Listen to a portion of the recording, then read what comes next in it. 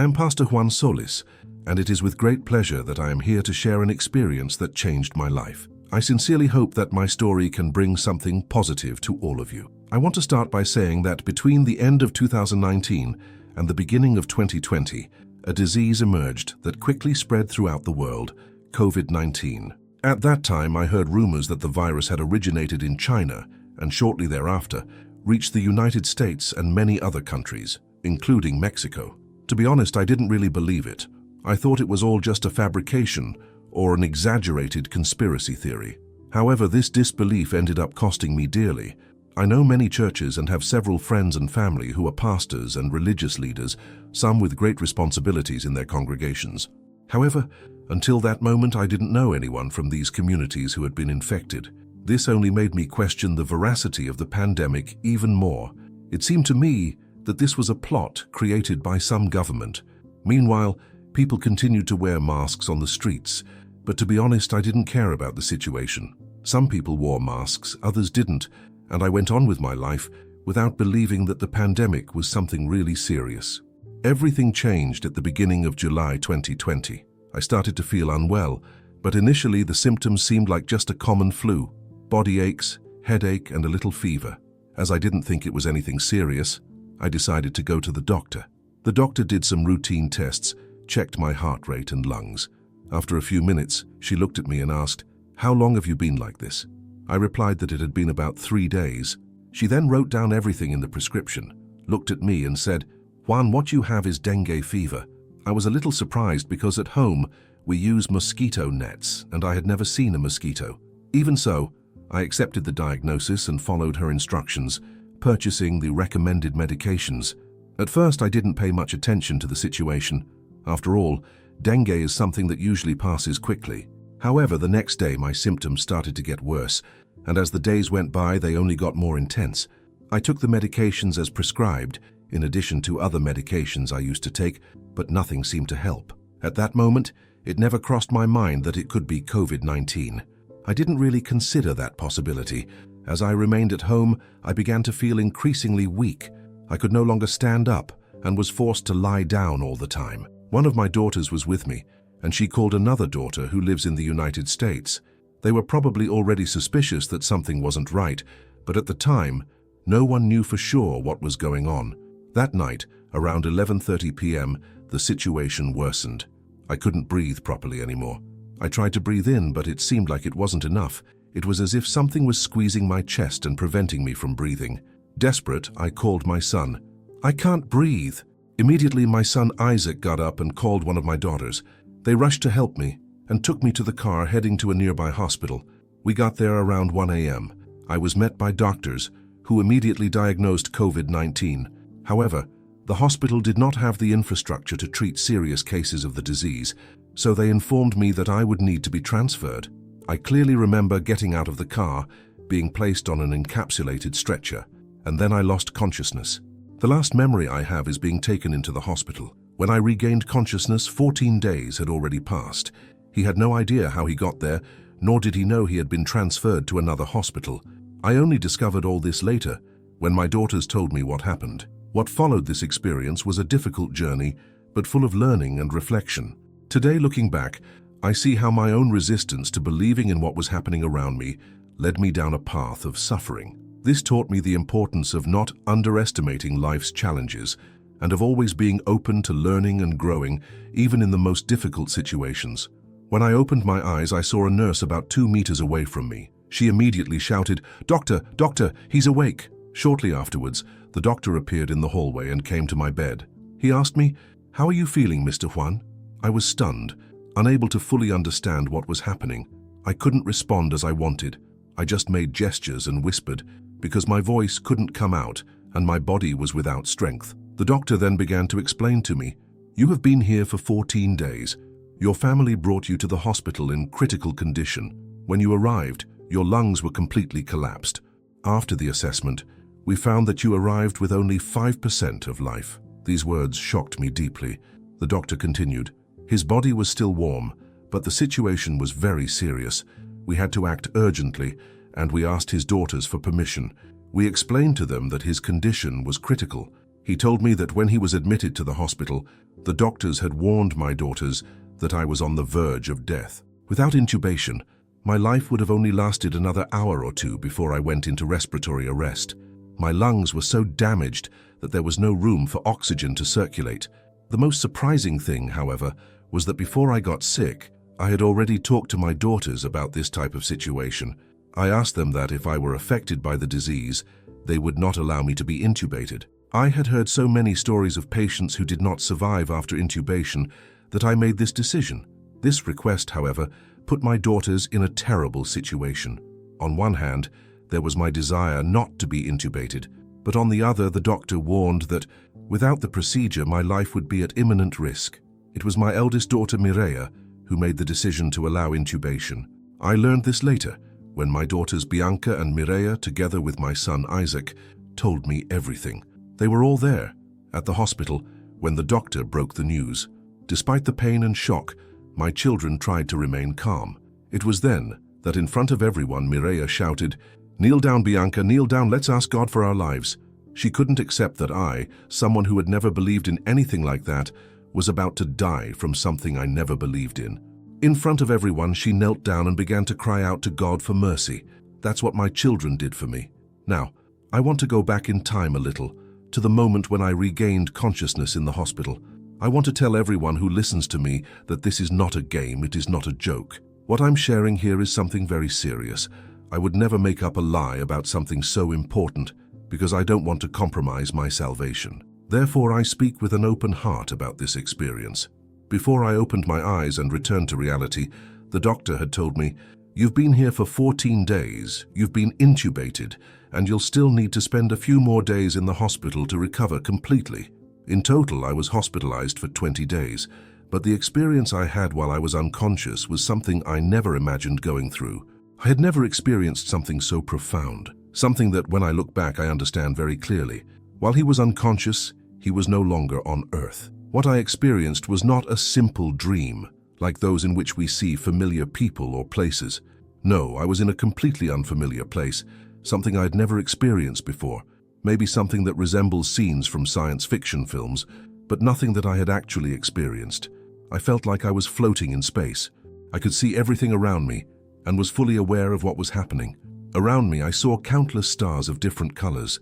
It was dark, but starlight twinkled in the distance in a surreal setting. I was surprised and asked myself, "What is this?" I couldn't see the ground. I didn't know if I was standing or lying down, as I was just floating. Suddenly, a large wall appeared before me. It felt like I had been taken to her, or that she was approaching me. It was a gigantic wooden wall, something so immense that I couldn't comprehend it. What was happening? I couldn't say, but the feeling of being in a place so unusual and far from reality was indescribable. I was standing in front of that huge wall, looking up, trying to understand what was happening. I couldn't see the end of it. I looked around and didn't see where it ended either. That place seemed infinite. Right in the center of the wall there was a large wooden gate, and in it a small window, exactly at the height of my head. I stood there, observing the unfamiliar scenery, not knowing what to think. I asked myself, "What is this? Where am I?" It was then that something happened, something I will never forget. I was there, standing in front of that window, when a voice, strong and imposing, echoed around me, as if it were coming from all sides at once. I had never experienced anything like this. The voice said only one thing: "Look inside." The instant the words were spoken, the small window opened. I, almost without thinking, took a step forward and approached, placing my face very close to the opening. What I saw was not close to me but far away, as if I were observing something through an airplane window. I looked inside, and what I saw was indescribable. In the distance, I could make out a magnificent, dazzling city. It stretched across the entire landscape, with a river meandering through the land. The water was crystal clear, blue, and around it, many trees formed an impressive scenery. On the horizon, the city seemed to stretch infinitely. It was at that moment that I heard the same voice again. "One day you will be here." The voice continued, naming names and saying, "Just as the Apostle Paul is here, just as my servant Moses is here, one day you too will be here." At that moment, everything became clear in my mind. I realized who was talking to me. It was God. He told me that one day I too would be in that place, just like all his children. Soon after, he gave me a mission that to this day worries me deeply. It's not easy, but I need to stick to it because that's the reason I came back. God sent me back saying I had work to do. This work is still not completely clear to me, but as far as I understand, I continue to do what I have always done over the last 40 years.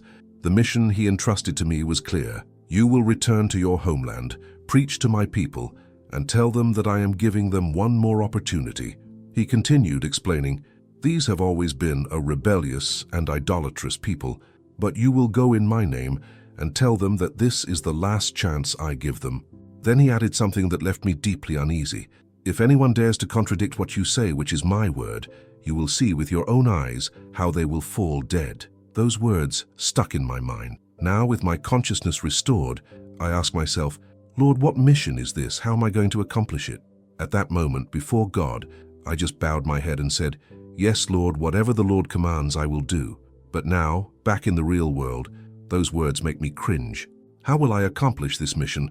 Honestly, I still don't know. I have no idea how I will do this, but I know I need to comply. What worries me the most is this statement from God. You will see with your own eyes how those who oppose my word will fall with a strike. I don't want that to happen, but I know it's not up to me.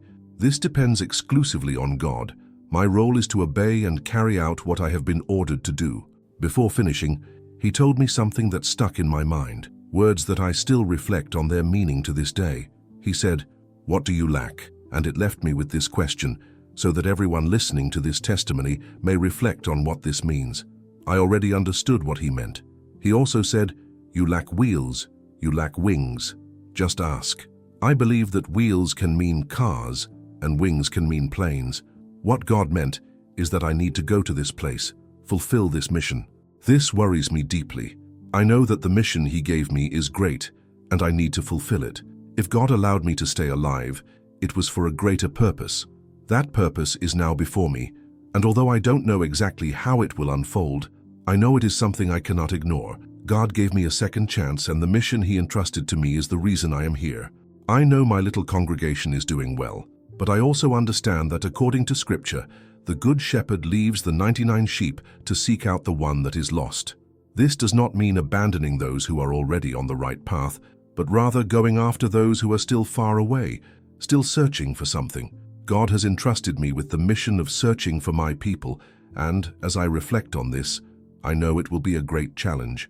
I know the reality of the place where I was called. I know the dangers, the resistance of the people, and I also know that, like the Jews, many still do not accept Christ. And then I ask myself, Lord, am I being sent there just to meet the end? I know how things are there, and that thought worries me. However, if the Lord sent me, I will go. The Apostle Paul also said, I know what awaits me. I know that I will face tribulations, but necessity is imposed on me. Woe is me if I do not preach the gospel. He also said that he considered nothing more precious in his life, that everything was like dung, because what really mattered to him was fulfilling his mission and preaching the gospel until the end. And I can say the same. I don't compare myself to the Apostle Paul, not even remotely, in relation to this great man of God.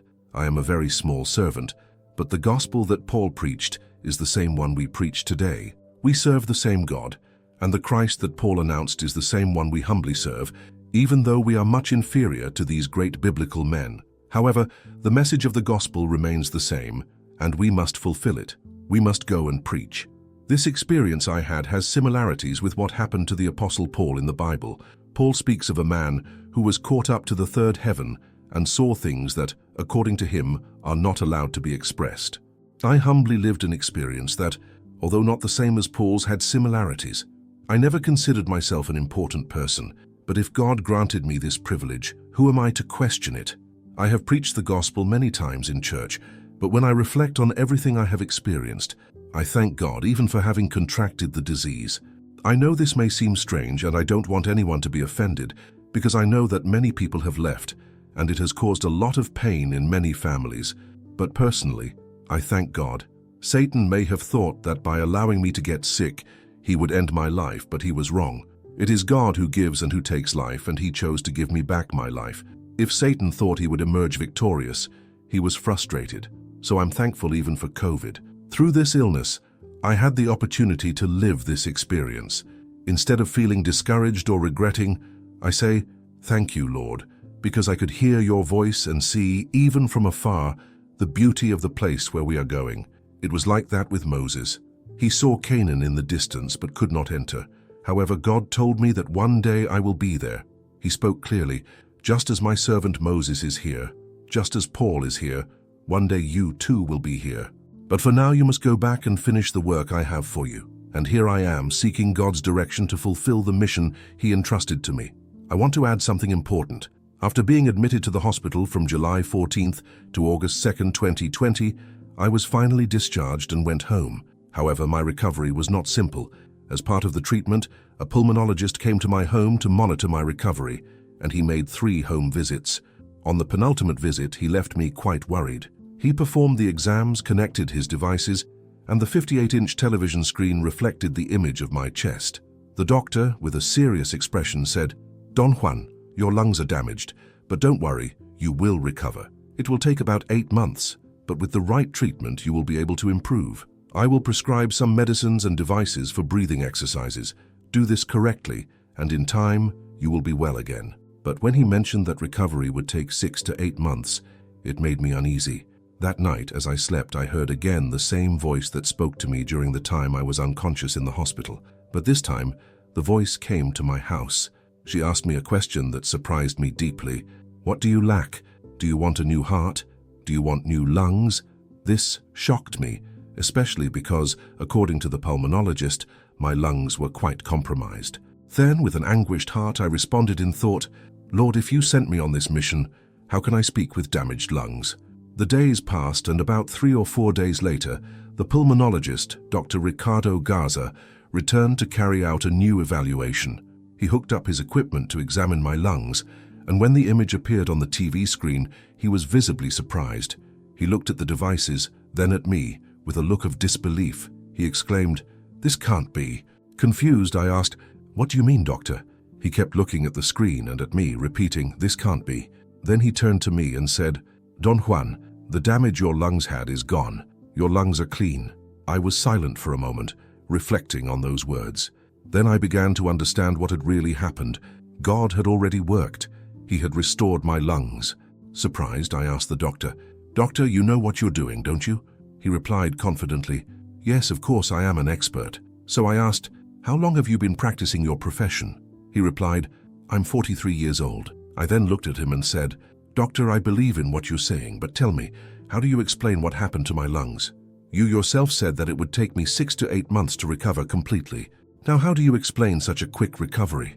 The doctor became serious and, with a thoughtful look, said he didn't know what had happened. At that moment, I asked my children to take my cell phone and put a video on the TV for the doctor to watch. They put on my sermon. So I told the doctor, "Doctor, this is my job. This is what I've been doing for years."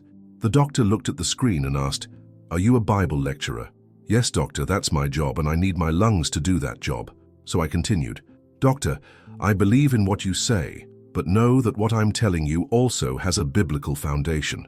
Before you were even born, I was already preaching the word. I've been doing this for over 44 years, and you're 43 years old." The doctor listened to me in silence, and when I finished speaking, I saw his eyes begin to fill with tears. He then said to me, "Don Juan, on the day you are going to witness this publicly, please let me know. I want to be there."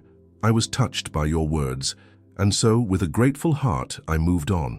Sometime later, I was invited to give my testimony in a church. I had already shared this story on another platform, but now I was invited to speak at a church in the Cercado region, near Monterrey. During my visit to the church, while I was busy, I didn't notice that my cell phone was ringing. Only when I got home after finishing work did I check my WhatsApp messages.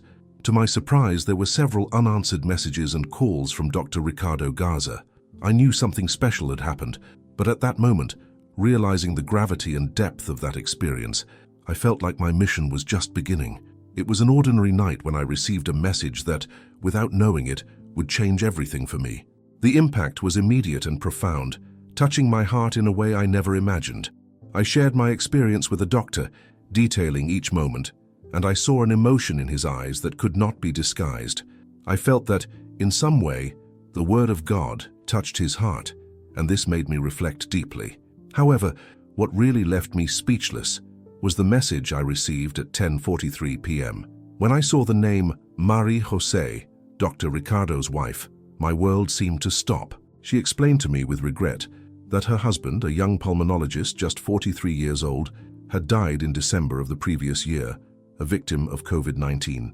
He was a dedicated doctor with 12 years of training, and until his death, he continued to see patients with the usual routine of someone who did not know that his life would be interrupted so quickly. I was shaken to learn that he, the one I had known as a symbol of competence and care, was gone, and I asked myself, where does destiny take us? Could it have been me who had infected him? These questions haunted my mind. Amid the pain of losing the doctor, Marie Jose also shared the pain of her own loss. Her brother, whom she had said goodbye to just a few days before the doctor's death. The date of her departure was August 2nd, and she, who was recovering in the hospital, left that place on the 10th after a period of anguish. The pain was overwhelming, but what moved me most was realizing that so many lives are intertwined in moments of tragedy, as if destiny was reminding us of the fragility of our existence. This is not a simple report. It is a call to reflection. The pain and loss this family faced are not just isolated stories. They talk about something much bigger. By sharing this experience with everyone, Marie Jose made me think about life, purpose, and how much God, in His infinite wisdom, has a plan for each of us. She highlighted that we have a living God, the only true owner of life, and that He gives us opportunities every day. But the question that echoes is, until when will we postpone our decision to follow Him? Do we need to go through extreme situations to finally realize that He calls us? This testimony touched me in a profound way, and I believe it has the power to touch everyone who reads it. The question that remains is, what will you do with this message? Are you going to ignore it and move on as if nothing had changed? Or are you going to reflect on your life and understand that the time to make a decision is now? How many more opportunities will you let pass by? God speaks every day, but are we listening? Are we ready to obey His voice? I would like to know, what about this testimony most impacted your life? What did God speak to your heart? Let's interact, share, and strengthen our faith together. If you want to continue being edified and receiving more messages like this, subscribe to the channel and turn on notifications. Don't leave until tomorrow what God has to say to you today. He has something to say, and you can't miss it. May God bless you immensely.